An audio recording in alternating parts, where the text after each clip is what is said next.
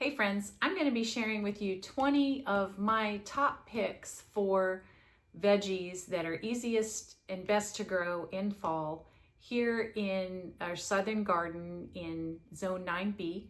And these are going to be varieties that I've compared over the years and that are most prolific and less problematic. And so stick with me today and let's dive in.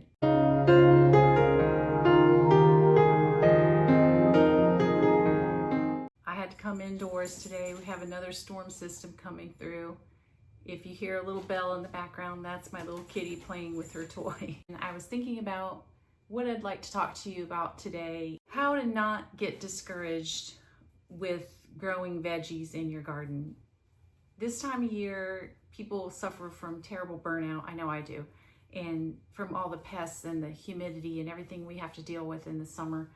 Mostly I take the summer off. I grow a few things that I'm particular about, but the rest of the year I grow most of what we eat.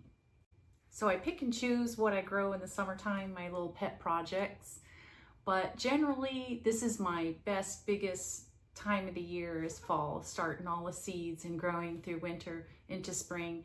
And I was thinking about how to introduce that kind of gardening for people who maybe have moved to the South or aren't really used to this kind of gardening or haven't really started to garden here before, things to help you out and trial and error and comparisons that I have done over the years that might help gardeners here in 9B. So generally I try 4 to 6 new varieties each season to test against other crops that I may have used before that I wasn't that pleased with, or that I had to battle too many things, or just generally weren't that prolific. And I do experiments every year and I take notes, and then I generally from that I decide which things are keepers and which things I would like to find another variety. So I'm going to share with you some of my comparisons and keepers so you can have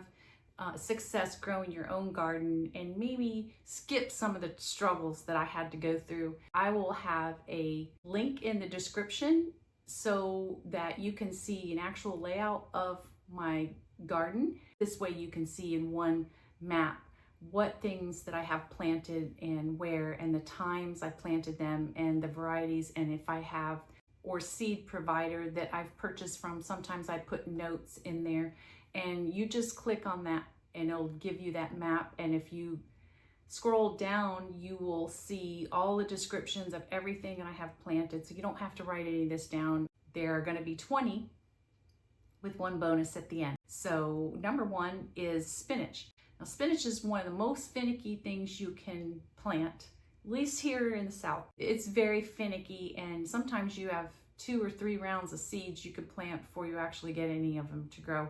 So I have found perpetual spinach to be a much easier alternative, and it will germinate like crazy, and it's in the Swiss chard family, and it tastes just like spinach. It has all of the same properties, many of the same vitamins, and you can do all the same things with them, either fresh, cooked, frozen, all of it works. So that is a great thing to plant here, and you don't have to limit it to just the fall. The plants that I have of perpetual spinach, they're still alive, and I planted them 9-10 months ago, and they made it through summer and they still produce. So that's a great variety. So number 2, another comparison that I have made to spinach, because spinach is popular and we do like to use it in salads and chopped up and other things. So I know people that like to buy a lot of spinach at the store in bags and bags. And so if you would like to grow spinach and have had a hard time with it, look into mustard greens. Some of them can be bitter, but I found one called tatsoi, and it's shaped very similar to spinach, and the growing habit is very similar. It does not have oxalates like spinach does, so anyone watching out for that has a problem with their kidneys and they have arthritis and they want to stay away from oxalates, then mustard greens are a great alternative because the tatsoi doesn't have that in it. and it grows very quickly. It's not super finicky as far as germination. The seeds, you can grow them. I grew some all the way through summer if you have a little bit of a sunny, shady, dappled sunlight where it's not getting hammered with sun all day. Because they don't like it super hot, but they will survive during the summer. But fall is a great time to plant them, and they will grow all the way through winter. They can handle frost, they can handle cold. So look into tatsoi mustard greens, and they're great to cook with. I use them all the time in salads and that too. And number 3 is buttercup squash versus butternut squash. I have grown them both many times, and I find the buttercup squash grows much better here in St. Augustine, and I'm in 9B, and I grow it I start the seeds in September, and I grow them all the way up until December. I give them protection, and sometimes it can go into January if we haven't had a frost yet. But then I'll start the seeds again in early spring and grow them up until June, and then after that the pest pressure is too much, but they grow very well here. And the buttercup squash you usually get about this big around, and they're very versatile, and they're creamy, and they're delicious. So that's another alternative to if you're having trouble growing butternut. Because number 4 is Russian kale versus the blue curly kale. I've also grown lacinato kale, and that's the long Italian kale, and that grows well here too. But I wanted to kind of do a comparison to the smaller kind of curly type kales that we use in stews and soups and salads. And the Russian kale is supposed to be more cold resilient, but I planted both several times, and the blue curly kale, all 3 or 4 varieties I've planted have done well in the heat and the cold. They live through 3-4 seasons, and I just keep harvesting from them, and they just go like troopers. And the red Russian kale will germinate pretty quickly and pop up, but boy, do they struggle in the heat, and they really, really don't like humidity, and they seem to be a little more susceptible to pests and have to be fertilized a little more often. They just are a lot more finicky, and it's harder to keep them alive at the beginning especially. So I find that the blue curly kale does much better here in my climate. And number 5 is the red Roma early heirloom tomato. I have grown them for years, tried many different varieties, but the heirloom paste tomatoes, they tend to get a lot of fungus. We have very humid, damp weather, and there's a small window you can grow those without all the trouble. But I like tomatoes all year long, or most of the year, and they just are a struggle to just constantly spray for fungus or pests and all that. So the Pisano paste tomato is a hybrid. It is not GMO. It's just that they've saved traits from several different tomatoes to come up with one that is stronger and more resistant to disease and blight and funguses and all the various types of things that like to attack all your tomatoes. So those are wonderful, and they're a little bit bigger than the normal Roma tomatoes, which is awesome because it's easier to make paste and sauces and all that out of them. So they have grown wonderfully, and they do well in the winter too. So as long as you have protection, if you're going to get a frost, they actually seem to like the cool weather too. Another comparison I did was the DeChico heading broccoli. It does have sprouts on the side, but it does get a large head in the middle. If you like sprouting broccoli, but you don't want to take the time to grow, because broccoli is takes quite a while, because things grow more slowly in the winter when we grow them here, because our days get shorter and there's less light and sunlight and the temperatures are a little bit cooler. Then things slow down as far as how long it takes them to grow to maturity. It's not going to be what it says on a seed packet per se. It'll be longer because of the time of year. So if you would like a quicker type variety broccoli, look into the broccoli rapinis. Those grow very quickly. They're within 60 to 90 days, some of them you're already been harvesting. 60 days, they'll shoot up. You'll start getting shoots right away as far as the little flowerets. You just take the stem, the leaves, and the sprout and all. And many Italian dishes will use the broccoli rapinis, and they have a wonderful flavor. And so that definitely look into those. The best one I really found to be, that's my kitty cat here. see if I can show you. Where'd she go? Tinker, what are you doing? What are you doing, baby? I know. You wouldn't be on film? She wants to get in on the action there. That's a little Tinkerbell. So the best broccoli rapini that I've seen come up the fastest and been very hardy as far as rain, heat, cool, cold, you name it, is the Sansanita Riccia di Sarno is what it's called. And let's see if you see this pack right there. And especially if you're a beginning gardener, those kind of things, the rapinis grow is so much easier than the heading broccoli if you're just starting out too. So that's a good thing to explore. Number 7 is Sun King broccoli. That tends to do, that's your regular heading broccoli. That tends to do better when you're growing from spring into summer because it's more heat tolerant, but it struggles during the colder weather. And I found the Waltham broccoli, the regular Waltham broccoli that it has the large head on it, I like that variety for here. It grows very well, and I've gotten really large heads for my fall and /winter, into early spring garden, and because that's the time that it grows best here. But they are very cold hardy, and I never covered them last year, and I had probably 3 to 4 pretty good frosts and nothing happened to them, so they're very hardy. And number 8 is bunching onions, and I've tried a lot of different ones, and a lot of them are good, and eventually they germinate because I plant most things from seed. But the Tokyo long white bunching I really like a lot, and I also planted the red bunching onions, but they are good once they germinate, and then they're pretty fast growing. The red bunching onions are, but they don't always germinate very well. They don't have a great germination rate. I find that the Tokyo long white bunching onions do better, or Nabuka, that's another kind of that germinates pretty quickly, and the germination rate's a lot higher and better.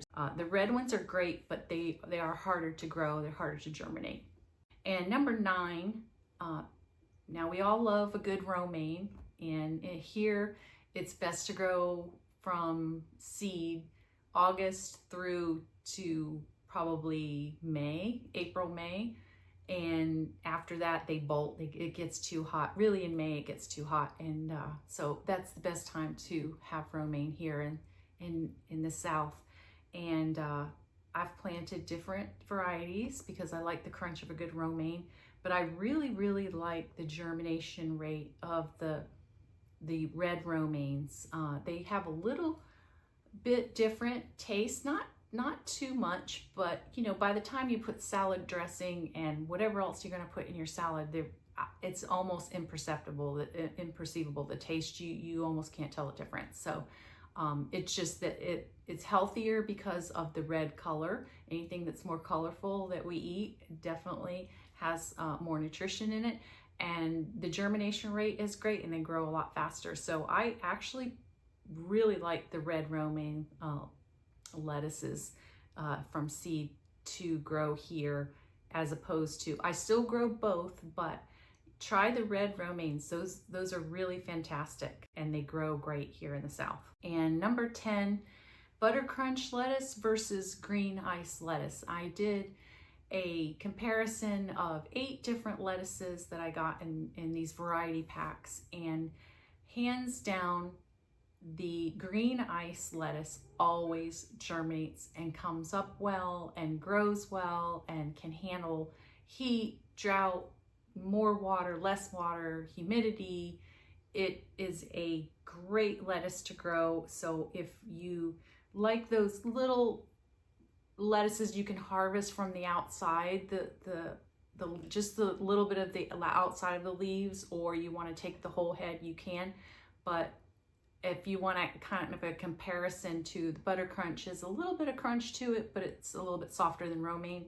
That's kind of how the green ice lettuce is, but it's a fantastically easy lettuce to grow. So definitely try that. Number 11 is pak choi versus baby choy. I've done comparisons on the choys, and the baby choy was really cute when they came up in that, but I had a really hard time germinating them every time I plant them. The pak choy seems to do better. It's a little bit larger, but it seems like the germination rate's always better and it's hardier, and I planted in the fall here.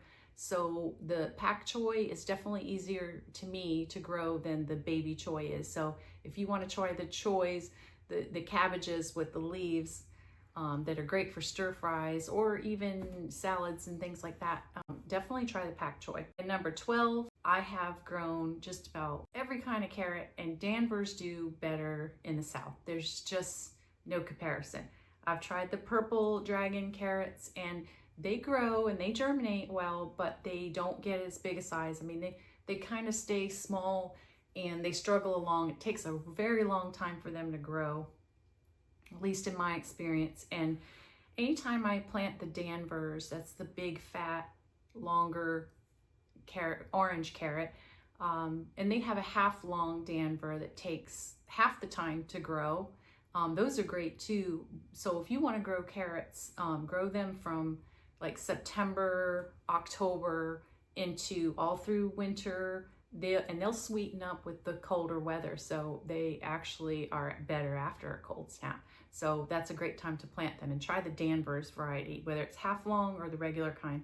Those work out great here. 13 are green beans. Bush beans, I can kind of tuck them in between in spots where I have empty places and get a lot of green beans that way. So for me, the bush bean varieties are more convenient to grow in my garden beds. And I've tried the Cherokee wax yellow bush green beans, grow well, but they don't freeze well. If you tend to grow more than you can eat at a time and you want to store them and freeze them, definitely try the Jade Bush green bean variety, or Contender. Both of those grow very, very well. I grow them all the way up until maybe I get a frost, and sometimes if I cover them, they'll make it through that. So they're pretty tough, and you will get tons of green beans, and you can flash freeze them. When it's too cold to have them growing, then we pull out the freezer pack. So those varieties are really great, and you should definitely try those. If you would like any of these seeds, many of them you can find on Etsy from the growers, and you can support small businesses that way too. So that's another plus, that's another win. Number 14, of course, we have to plant short day here because our growing time for onions is, from seed, August, September through till March, April is when they grow. So it has to be the short day variety for this part of the United States. So I've tried a lot of different types of short day bulbing onions, and my conclusions that I've come up with is Vidalia don't do well here, whether it's my soil or that we're so much more humid than Georgia, where Vidalias come from. I just haven't had that much luck with them, but I did do the sweet Texas Granax or Grano short day, and those things take off and they germinate well. They pop up right away for onions, because onions do take a little while. But I have the best luck with those, and they're the white, sweet kind, and they're delicious to cook with, and they're nice and sweet. So that's kind of in my keeper book are the Texas ones. And then number 15 is I've done the bulbing onion, the red Grano short day. And these are for the red onions. Red Creole beats the red Grano. The red Texas Grano do well, but they take an extra long time to grow for some reason. I've just had better luck with the red Creole. Better germination rate, grow faster, grow bigger. If you're growing a red onion, I would go with the red Creole bulbing onion. Number 16, red acre cabbage. I grow both, and I grow the green, but I grow more of the green because the red takes longer to grow. It germinates more slowly. Once the stalk comes up, it takes a lot longer for the plant to get bigger in general. And I do like a good red cabbage, so I do plant some, but it's probably 6 red cabbage as opposed to 15 to 20 green ones. So because I like a lot of cabbage, and I make what we call chow chow here in the South. It's like a Piccadilly, but it's a shredded up version, and it's so delicious, and my family loves it.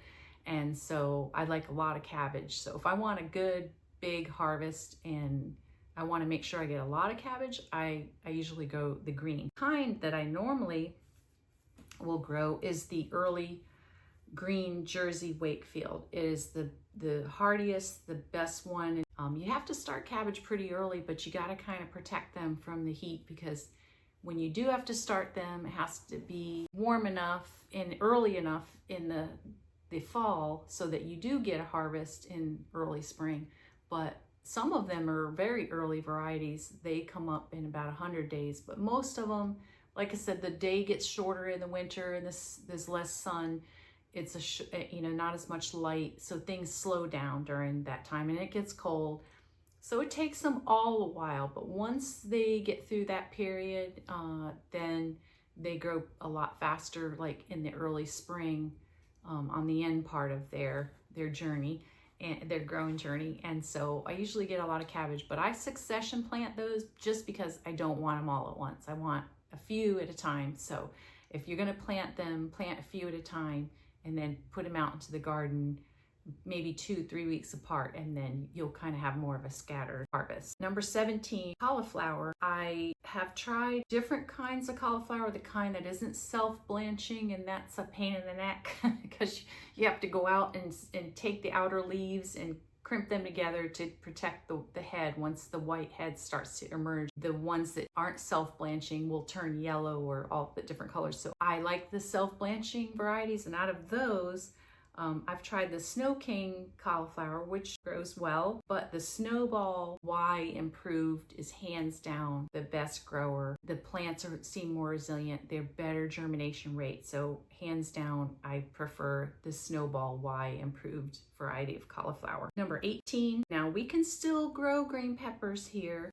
in 9B. You can overwinter them if you protect them from the frost or like a cold snap. I usually put them up against my house. I have them in containers. I can get them to live and go all winter long. It isn't too late to plant them and get them to grow. They'll be little plants though before our December 15th is our first average frost date. So if you do plant some now, it's not too late. You'll get smaller, plants. They'll germinate because peppers take a while to germinate and start growing, but you'll have a small plant, but you'll need to protect them this winter somehow, either on a porch or up against your house or with a dome or some kind of covering when it gets cold. But it is worth starting, I think, now, because you will have a whole new set of plants ready to go once the cold weather is over. In early spring, they love it. They start to grow really well, and you'll have a head start. And the best varieties I have found, I like the California Wonder bell pepper because you can pick them green, or you can let them turn, till they turn color, red or orange, because they are sweeter that way. But I found the Gypsy Sweet Bell Pepper. That is my favorite.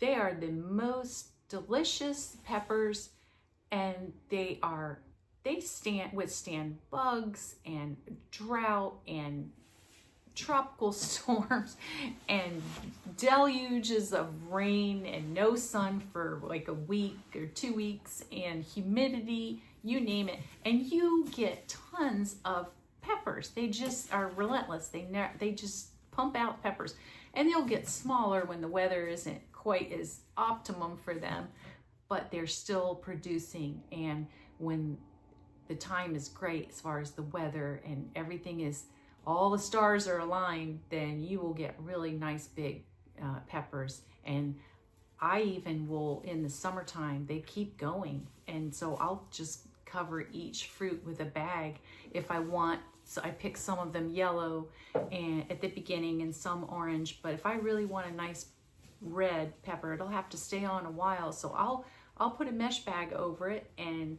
just let it turn red. And I had probably up to 8 bags on some of my gypsy pepper plants, and they turn a beautiful red color, and they're delicious, and they're great for eating raw or roasting or putting in, like I said, my chow chow. It's part of that recipe. They're great pepper. I cannot speak highly enough for the gypsy sweet peppers. So that's I could even just have that pepper only in my garden because I use them so much. And number 19 is garlic. And we can grow garlic here in the South, but it does have to be soft neck variety. And I've tried the different red versions, and I'm still doing experiments every year. Elephant garlic is hands down, it doesn't require vernalization. That means like a lot of like cold period, like where you would have to buy it and put it in the fridge for certain months and all that. I didn't put them in the fridge at all. I just ordered seed ones last year, or the bulbs to start, because I had skipped a couple years growing them because I got kind of discouraged.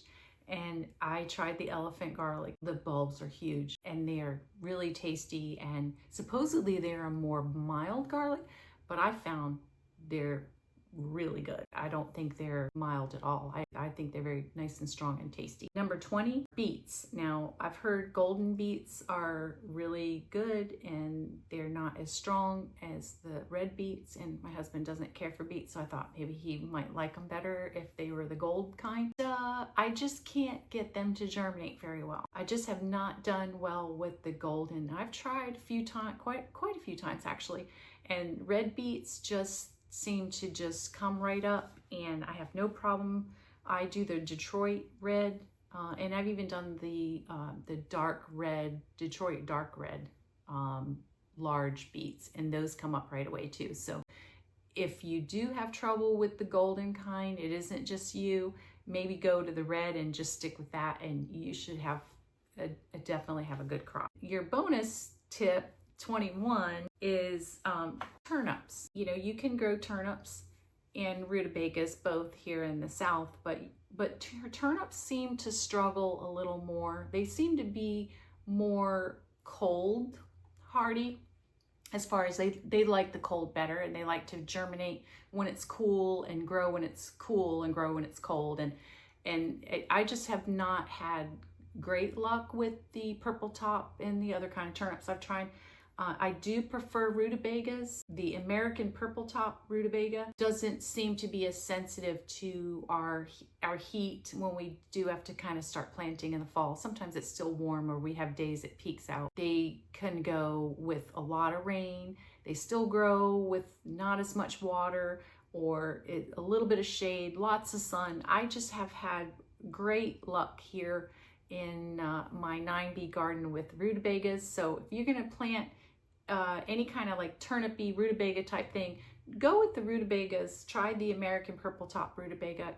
I think you'll have a lot better luck with those in your southern garden. I know this video is a little longer than most of the ones that I do, but I just wanted to share this information with you because it is hard to garden sometimes. It's a lot of trial and error, and when you're first starting out, you can get a little discouraging, but take it from me, I've been doing this a long time, and it definitely has its ups and downs, but mostly ups. And a few hints along the way from people who have experimented sometimes can give you a little extra push that you need to get to the end zone. I hope you've enjoyed this video and you found it informative. And if you have any comments or questions, please put them below. I love to hear from you. And I really appreciate when you spend this time with me, and share with me below some of your gardening experiences and maybe a few varieties you've tried in your southern garden. And it's always nice to get information from other gardeners in our little gardening community. So until next time, I hope you have a great week and go out and make yourself a great day.